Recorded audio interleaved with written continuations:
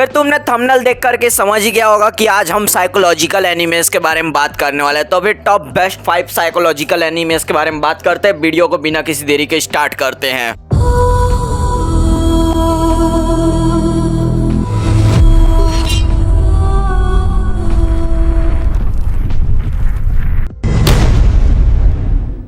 Anime classroom of the elite. और इसमें होता क्या है, यहाँ पर कुछ साइंटिस्ट रहते हैं जो कि चेक करना चाहते हैं कि व्हाइट हाउस रूम में यहाँ पर होता क्या है। यहाँ पर बच्चे को अगर रखा जाए तो फिर वो कितना ज़्यादा मेंटली स्ट्रांग हो सकता है या फिर वो मर भी सकता है। तो फिर इसके लिए कुछ 10 बच्चों को लिया जाता है जिसको व्हाइट हाउस में रखा जाता है और वहाँ पूरा चीज़ें वाइट रहती है, खाना से लेकर के कपड़े से लेकर के हर चीज़ पूरी वाइट रहती है। तो कुछ बच्चे तो क्या बोलते हैं हार्ट अटैक से मर जाते हैं, कुछ बच्चों को ब्रेन हैमरेज हो जाता है, कुछ पागल हो जाते हैं, पर उसमें से एक बच्चा सरवाइव कर लेता है जिसका नाम रहता है आयानो कोजी। और यहाँ पर ये जाता है कॉलेज में और ये इतना ज़्यादा शार्प हो गया था क्योंकि वो उस जगह पे भी सरवाइव कर लिया जहाँ पर आदमी अपना दम तोड़ दे रहे थे। और उसके बाद ये कॉलेज में जाने के बाद यहाँ पर अपना सिग्मा इतना ज़्यादा सिग्मा रहता है कि भाई जिसका हद नहीं, और इतना ज़्यादा स्ट्रॉन्ग लेवल का दिमाग, और इसके ऊपर तो इमोशंस काम ही नहीं करते भाई। तुम इसको देखोगे तो तुम ही खुद समझ जाओगे कि इतना ज़्यादा खतरनाक इमोशनल लेस बंदा है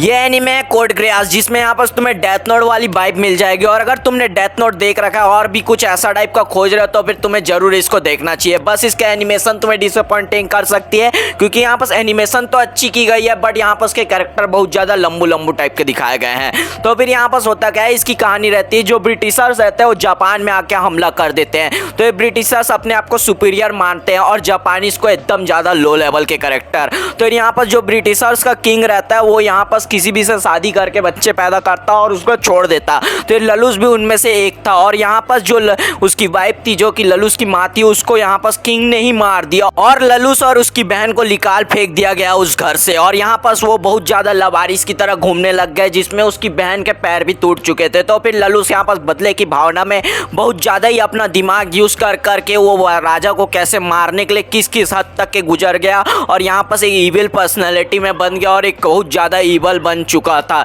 बिल्कुल डेथ नोट की जगह जैसे कि लाइट यहाँ पर इवल बन चुका था। ये एनीमे है ब्लीच जो कि प्रॉपर इंग्लिश डब्ड और जैपनीज में यहाँ पर अवेलेबल है। और ये एक लॉन्ग एनीमे है जो कि 400 प्लस एपिसोड्स है और ये अभी भी ऑनगोइंग चल रही है जिसका 1000 ईयर ब्लड और आपने कहीं ना कहीं पास सुना होगा। तो फिर यहाँ पर होता क्या है, इसका मेन विलन होता है जिसके पास बहुत ज़्यादा दिमाग होता है और यहाँ पर हीरो के साइड से उसका टीचर होता है जिसका नाम होता है उराहारा और यहाँ पर विलन का नाम होता है आइजन जो कि एक चेस का गेम खेल रहे थे। और जितने भी यहाँ पर कैरेक्टर थे सब उनके प्यादे टाइप के चल रहे थे बस उनके दिमाग के थ्रू। तो ये तुम्हें पता चलेगा लास्ट सीन में जाकर के पता चलता है एनीमे के लास्ट मोमेंट पे। तो इस एनीमे को देख सकते हो, यह एनीमे बहुत ज़्यादा अच्छा एनीमे है लेकिन इसको फुर्सत से देखना क्योंकि एक लॉन्ग एनीमे और इसमें भी दिमाग का यूज़ किया गया है।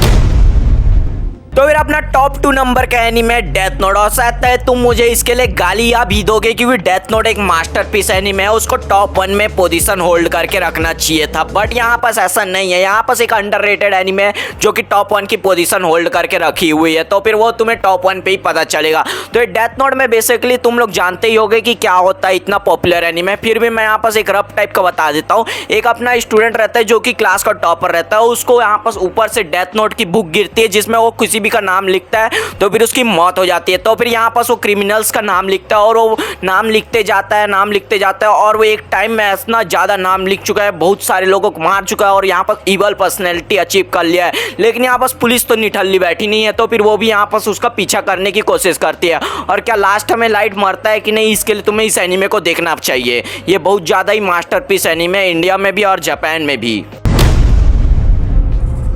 टॉप 1 पे मैंने रखा है द मॉन्स्टर एनीमे जो कि नाम सुनकर के ही लगता है कितना ज़्यादा ब्रूटल नाम और कितना ज़्यादा डार्क नाम है भाई। इसकी psychological power and brain power कितनी ज़्यादा लेवल की होती है, इसको तुम्हें सोच करना भी इम्पॉसिबल है भाई। ये एनीमे इतना ज़्यादा खतरनाक है। अगर तुम्हें 2 एपिसोड के बाद भाई एक्शन चाहिए ही चाहिए या फिर बहुत ज़्यादा मज़ा चाहिए या फिर क्लिप चेंज चाहिए तो फिर भाई तुम इस एनीमे को बिल्कुल भूल ही जाओ। और ये एनीमे देखने के लिए तुम्हें बहुत ज़्यादा मेंटली प्रिपेयर और स्ट्रॉन्गेस्ट होना पड़ेगा। तो फिर इस एनीमे को देखना देखना भी मत, और जो देखोगे अपने रिस्क पे देखना, क्योंकि कुछ लोग इस एनीमे को देखने के बाद डिप्रेशन में भी जा सकते हैं। और यह एनीमे इतना ज़्यादा खतरनाक है कि इसमें होता क्या है, एक डॉक्टर रहता है जो कि एक बच्चे को ट्रीटमेंट से बचाता है, लेकिन वो बच्चा यहाँ पर इतना ज़्यादा ब्रूटली तरीके से मर्डर करना चालू कर देता है। वो जैसे ही यहाँ हॉस्पिटल से निकलता भी नहीं, वो हॉस्पिटल के अंदर पे ही मर्डर करना चालू कर देता है, और इतनी ज़्यादा डार्कनेस को यहाँ पर शो करता है कि जिसका कोई हद नहीं रहता। और फिर उसका 4-5 एपिसोड के बाद हमारा टाइम स्किप होता है और ये बच्चा बहुत ज़्यादा बड़ा हो चुका रहता है